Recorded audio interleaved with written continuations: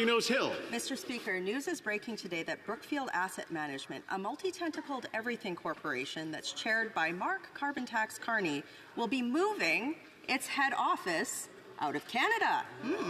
This news comes after reports that for several years, Brookfield's effective tax rate will be well below the new global minimum tax rate of 15%. Carney is the Liberals' senior economic advisor. Why are the Liberals letting Canada's economy be run by a man who puts profit over people? Good. The Honourable Minister of Health. Well, Mr. Speaker, here it is again. If you aren't a Conservative, you're on a hit list. You are going to be identified and attacked and vilified. It doesn't matter what your contributions were to your country or the world. Your character will be maligned and attacked. And that's exactly what this is, an ad hominem, baseless attack to try to intimidate and scare people from providing commentary and ideas to this government. And that's what Mark Carney is doing. He's providing his thoughts and ideas on a voluntary basis to this government. And I can tell you what they're trying to do is intimidate anybody from giving good advice. The Honourable Member for Calgary-Nose Hill. Well, the reality is that Mark Carbon Tax Carney is moving Brookfield's headquarters to Wall Street to avoid paying Canadian tax. The reality is that Mark Carbon Tax Carney gets paid more if Brookfield pays less tax. And the reality is that while he's helping his company pay less corporate tax, he wants every Canadian to pay more carbon tax.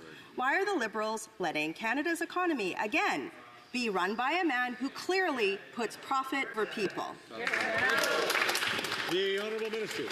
Interesting, the Conservatives weren't attacking this individual before he offered to help and give ideas on a voluntary basis. It as soon as he identified that he wants to support the country by offering economic advice, they want to attack him, because anybody who has ideas that doesn't support them becomes a villain, becomes somebody to attack. And that's the kind of country they want to create, where either you're a friend or you're an enemy. Either you agree with them or you attack them. Mark Carney's made incredible contributions to this country and to this world. They should be ashamed with the way they're behaving.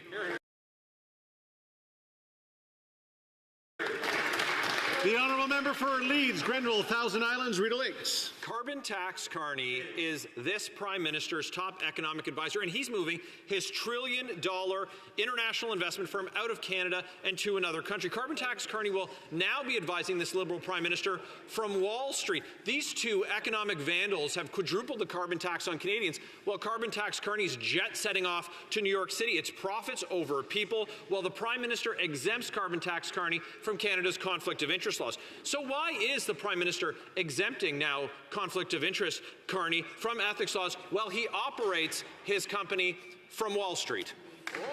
The Honourable Parliamentary Secretary.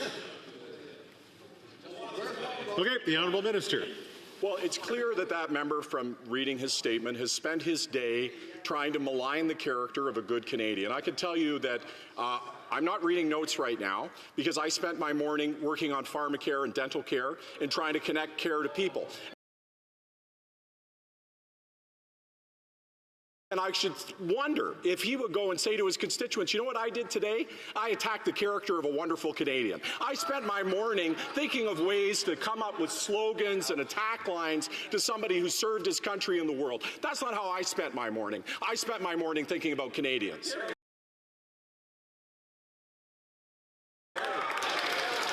The Honourable Member for Leeds, Grenville, Thousand Islands, Rideau Lakes.